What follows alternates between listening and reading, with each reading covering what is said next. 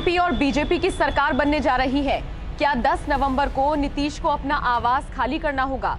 क्या 10 नवंबर को नीतीश कुमार का पत्ता साफ हो जाएगा? नमस्कार, मैं हूं आपके साथ नम्रता शर्मा और मेरे साथ हैं रोहित जुगलानी। ये सवाल इसलिए क्योंकि चिराग पासवान बार बार दावा कर रहे हैं, डंके की चोट पर कह रहे हैं कि यही सब होने वाला है जिसका जिक्र मैं कर रही हूं। और सबसे बड़ी बात, अभी कुछ ही देर पहले बयान आया है नीतीश कुमार का, कह रहे हैं कि ये मेरा आखिरी चुनाव है। और अब ये इसके कितने और किस तरीके से मायने निकाले जाएंगे, रोहित ये आप समझाइए। अब देखिए, बहुत दिलचस्प खबर ये आई है। इस वक्त पे जो डेवलपमेंट हो रहा है वो बहुत ही ज़्यादा मौजूद है, क्योंकि इसको आप अलग अलग तरीके से देखिए। नीतीश कुमार दरअसल अब क्या वो प्ले कार्ड खेल गए जिसे हम कहते हैं इमोशनल कार्ड, वो खेल गए हैं, ये कहते हुए कि ये मेरा आखिरी चुनाव है तो कम से कम यार आखिरी बार तो जिता दो, है ना।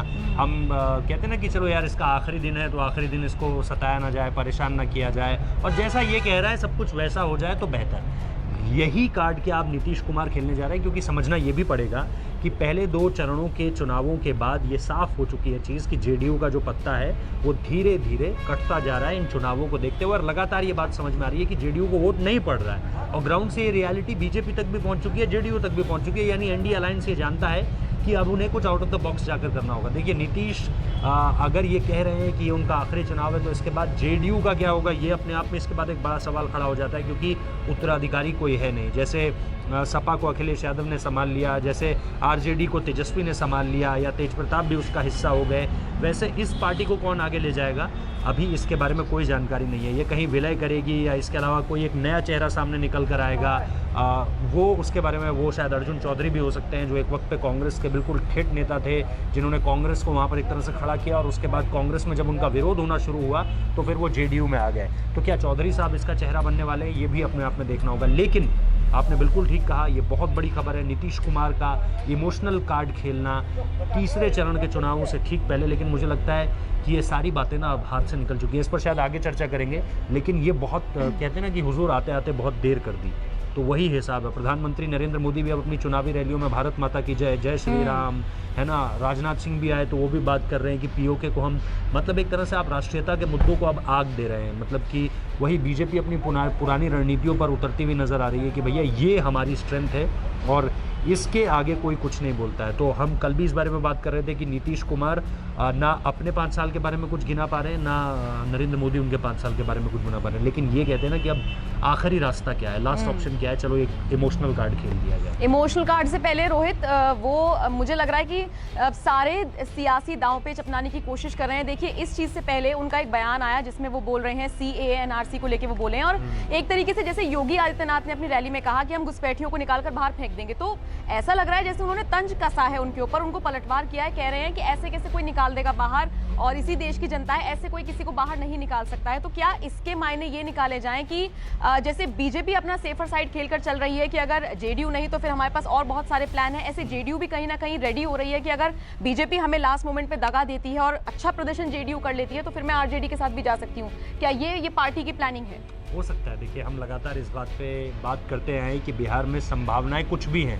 आप कहीं किसी चीज़ को नकार नहीं सकते, खारिज नहीं कर सकते हैं। ये बात आप कहीं लिख कर नहीं दे सकते कि ऐसा नहीं होने वाला, ऐसा हो जाएगा। बीजेपी के पास अगर प्लान ABC है तो जेडीयू भी अपने, लेकिन जेडीयू के लिए थोड़ा मुश्किल इसलिए होने जा रहा है कि अब पहली बात ये कि जेडीयू के पास उस तरह का नंबर नहीं होगा। दूसरी बात ये कि जेडीयू की ताकत अब आगे आने वाले समय में नज़र नहीं आ रही है। देखिए, आप अलायंस भी उससे करते हैं जिसको लेकर के आपको ये पता हो कि चीज़ें ना अब इनको लेकर के बहुत ज़्यादा, मतलब आप आगे की भी सोचते हैं ना, बहुत ज़्यादा आप ऑप्टिमिस्टिक भी रहते हैं कि भविष्य में क्या होने वाला है उसको लेकर के भी आप बात करते हैं। लेकिन जेडीयू के साथ फिलहाल अगर नीतीश कुमार ये कह देते हैं कि अब ये उनका आखिरी चुनाव है तो फिर इसके आगे क्या, कौन संभालेगा, कैसे भविष्य होगा, कौन इसको आगे ले जाएगा, कुछ किसी चीज़ का कोई पता नहीं है। तो जेडीयू के पास है तो सही ऑप्शन, ये आप बिल्कुल ठीक कह रही हैं कि कहीं जा सकते हैं, कोई प्लान ज़रूर है उनके पास भी। अगर वो बीजेपी के खिलाफ जैसे आरक्षण के मुद्दे पे बोल गए, या आपने CAA NRC का जिक्र किया, ये एंटी बीजेपी लाइन्स उन्होंने ली, और बीजेपी भी एंटी जेडीयू लाइन्स ले रही है मंच से। तो दोनों के बीच जो है एक वो सामंजस्य तो नहीं बनता नज़र आ रहा है, जो कि प्री अलायंस में हम देखते हैं 2 पार्टियों के बीच एक तरह से बात करती हैं, एक तरह से आगे बढ़ती हैं। पोस्ट अलायंस की खबरें भी ऐसे में उठकर सामने आ रही हैं कि भाई पोस्ट अलायंस भी कुछ हो सकता है, यानी चुनावी नतीजों के बाद कौन किसके साथ जाता है इसको लेकर के भी अभी श्योरिटी नहीं है। लेकिन मुझे ये लग रहा है कि जेडीयू का कहीं भी और जाना, या तो जेडीयू यहाँ से बीजेपी के साथ सत्ता में होगी या फिर कहीं नहीं होगी, मुझे ऐसा लग रहा है, क्योंकि कुछ भविष्य नहीं है। नंबर भी गिरते चले जा रहे हैं, कोई स्ट्रैटेजी नहीं है, नेता भी कह चुका है कि आखिरी चुनाव है, अब कुछ दिख नहीं रहा है आगे बढ़ने। और न सिर्फ नीतीश कुमार के साथ बल्कि बहुत कंफ्यूजन की स्थिति पूरे बिहार में ही देखी जा रही है। अब आप देखिए चिराग पासवान को ही ले लीजिए, शुरुआत से हम चर्चा कर रहे हैं, बोल रहे हैं कि मैं प्रधानमंत्री मोदी का हनुमान हूं। 10 नवंबर को, जैसे कि मैंने शुरुआत भी की, कि बोल रहे हैं 10 नवंबर को एलजेपी और बीजेपी की सरकार बनेगी, नीतीश कुमार हट जाएंगे, पत्ता साफ हो जाएगा, घर छोड़ना पड़ेगा। इन सब के बीच जो केंद्रीय पेट्रोलियम मंत्री हैं उनका बयान आता है और वो ये कहते हैं कि चिराग पासवान जो खुद को हनुमान बता रहे हैं प्रधानमंत्री का, वो खिलौने का गधा अपने कंधे पे लेके घूम रहे हैं, इसके अलावा कुछ नहीं है। वो जो कुछ भी बोल रहे हैं उसका पार्टी पर, उसका अलायंस पर, बीजेपी पर किसी तरह का कोई असर नहीं हो रहा है। अब क्या समझे फिर? ये तो मतलब बिल्कुल कंफ्यूज करने वाली बात है ना कि प्रधानमंत्री कुछ क्यों नहीं बोल रहे हैं, बीजेपी के सारे नेता वही कंफ्यूजन करने वाली स्थिति है ना। जैसे कि आप भी स्टार्टिंग से बोलते आ रहे हैं कि देखिए चिराग पासवान क्या कह रहे हैं, जहां जहां पे मेरे प्रत्याशी एलजेपी के प्रत्याशी खड़े हैं वहां तो आप उनको जिताइए, जहां जहां पर बीजेपी के खड़े हैं वहां आप उनको जिताइए। ज्यादा आपस में उन लोगों ने उतारे नहीं है ना। वो पूरा एक बड़ी सीट है जिसमें वो संदेश देना चाहते हैं, जिसका मैंने जिक्र किया था कि राकेश रोशन वहां पर खड़े हैं, बीजेपी भी वहां पर है और एलजेपी ने भी वहां पर उतार कर ये एक तरह से मैसेज देने की कोशिश की है कि ये एक स्ट्रॉन्ग सीट है और यहाँ पर अगर हमारा कैंडिडेट जीत जाता है तो राकेश रोशन अगर वहाँ से जीत जाते हैं तो फिर वो एक बहुत बड़ा स्टेटमेंट होगा। वो सिर्फ स्ट्रैटेजिकली प्ले आउट नहीं किया बल्कि वो एक स्टेटमेंट होगा एलजेपी की तरफ से कि देखिए सबसे बड़ी सीट, मतलब जो महागठबंधन का सबसे बड़ा चेहरा है, जो मुख्यमंत्री का चेहरा है, उसको हमने एक तरह से पटकनी दे दी।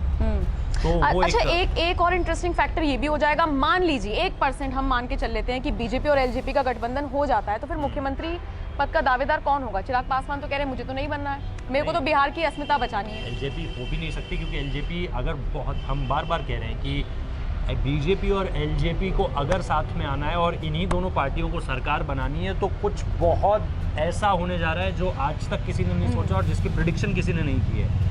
अगर हम लगातार कह रहे हैं कि बीजेपी बहुत अच्छा कर जाती है, जिसे अंग्रेजी में कहते हैं एक्सीडिंगली वेल, तो भी वो 80s तक जाएगी, इससे ऊपर नहीं जा सकती। अगर एलजेपी बहुत अच्छा कर जाती है तो भी वो 20-25, इससे ज़्यादा वो नहीं जाएगी। इससे ज़्यादा दोनों में से अपनी अपनी संख्या 80 और 25, 20-25 से ज़्यादा जो भी जाता है वो समझिए चमत्कार हो गया एक तरह से।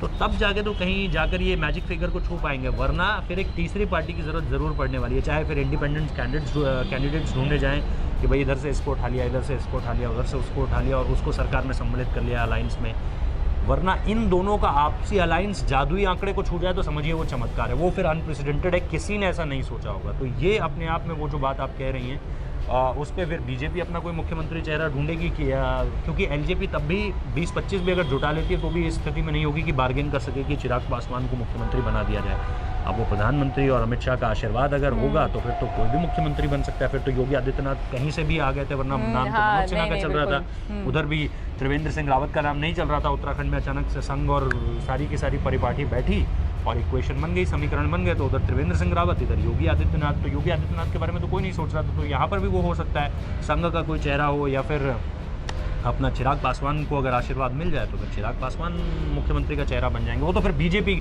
Ball is on then BJP sport जिसे अंग्रेजी में कहते हैं। अच्छा देखिए, तीसरे चरण का मतदान अब होना है 7 नवंबर को, उसको लेकर क्या लग रहा है? देखिए आज चुनावी प्रचार प्रसार अब थम ही गया है, मतलब कुल मिलाकर, और चुनावी रैलियां हुई हैं, आरोप प्रत्यारोप, सारी चीजें जो हम हर बार देखते आए हैं, लेकिन अब सबकी निगाहें हैं तीसरे चरण के मतदान पर। अपने अपने तरीके से बिहार की जनता को लुभा रहे हैं। अगर हम तेजस्वी यादव की बात करें तो आरजेडी के ज्यादातर समर्थक वो रहे हैं, MY वोटर्स उन्हें कहा जाता है, मुस्लिम और यादव वोटर्स। तो क्या इन्हीं की बदौलत तेजस्वी यादव को, अब चूंकि चुनावी प्रचार प्रसार खत्म हो चुका है इसलिए मैं आपसे पूछ रही हूँ, क्या लगता है कि उन्हीं की बदौलत शीर्ष पर पहुंचने का मादा रखते हैं तेजस्वी यादव? दो चीज़ें हैं। देखिए, एक तो ये कि बीजेपी ने अपनी स्ट्रैटेजी को बहुत अलग तरीके से बदल दिया है सेकंड चरण के चुनावी मतलब जिस दिन दूसरे चरण की वोटिंग होनी थी, यानी 3 तारीख से प्रधानमंत्री की रैलियों में बार बार राष्ट्रभक्ति, जय श्री राम, है ना, ये भारत माता की जय वाले नारे जो हैं वो अचानक से री एंट्री हो गई है उनकी, है ना, क्योंकि उनको पता चल गया कि ग्राउंड लेवल पर अब ये चल रहा है कि भाई इनके पास और कोई बात है नहीं, तो नेशनलिज्म को सबसे आगे रख दीजिए, राष्ट्रीयता को सबसे आगे रख दीजिए। दूसरी चीज़ जो आपने कही कि क्या ये जो तेजस्वी को लेकर के जो बात आपने कही कि जो MY वोटर्स हैं उनके, मुस्लिम और यादव वोटर्स हैं, उनको लेकर के मुझे एक चीज़ ये भी समझ में आ रही है कि उनका तेजस्वी की तरफ जाना इसलिए भी बहुत ज़्यादा प्रबल नज़र आ रहा है इस बार, क्योंकि जो JDU का वोटर था, मुस्लिम वोटर था, देखिए JDU के पास भी मुस्लिम वोटर था, और वो जो वोटर है वो ठिठका है क्योंकि इस बार JDU ने अलायंस किया है बीजेपी के साथ, तो बीजेपी के साथ मुस्लिम वोटर जाता नहीं है, बहुत अधिक हमने देखा है, और वो एंटी रहता है। तो इसलिए क्योंकि बीजेपी प्लस JDU का अलायंस है, तो JDU को जो मुस्लिम वोटों की एक अच्छी संख्या थी जो JDU के फेवर में जाती थी, वो संख्या भी जो है वो अब इस तरफ जाएगी, RJD की तरफ जाएगी, क्योंकि RJD भी है फिर प्लस कांग्रेस भी है, तो कांग्रेस और इसके साथ साथ वाम दल भी हैं, तो एक तरह का ऐसा कमाल का मिक्सचर मिल चुका है मुस्लिम वोटर्स को, जहाँ पर तीनों दल अगर वो देखें तो किसी से भी उनका ऐसा नहीं है कि यार इनमें ये भी है तो हम वोट ना दें। तो तीनों उनको एक ही तरह से अपनी सोच वाले मिल गए तो मुस्लिम वोटर्स वहाँ जाएगा। ये तो कुल मिलाकर मतलब जिस तरीके की चीजें निकलकर सामने आ रही हैं, जैसा समीकरण बन रहा है, लग तो रहा है कि बहुत दिलचस्प होने वाला है मुकाबला, लेकिन ऐसा ना हो कि 10 नवंबर को वही ढाक के 3 पात वाली तस्वीर हो जाए कि जो एक्सपेक्ट नहीं कर रहे हैं, क्योंकि जितनी चीजें निकलकर सामने आ रही हैं, हाँ, पता चला कि हम जिस पर चर्चा ही नहीं हो रही है, सोच रहे हैं कि हो सकता है ऐसा ना ही हो, वही हो जाए। तो अभी बहुत सारे समीकरण बन रहे हैं, बदल सकते हैं, लास्ट मोमेंट पर भी चेंज हो सकते हैं। देखना होगा 10 नवंबर को क्या कुछ तस्वीर निकलकर सामने आती है। बहुत शुक्रिया रोहित मेरे साथ जुड़ने के लिए।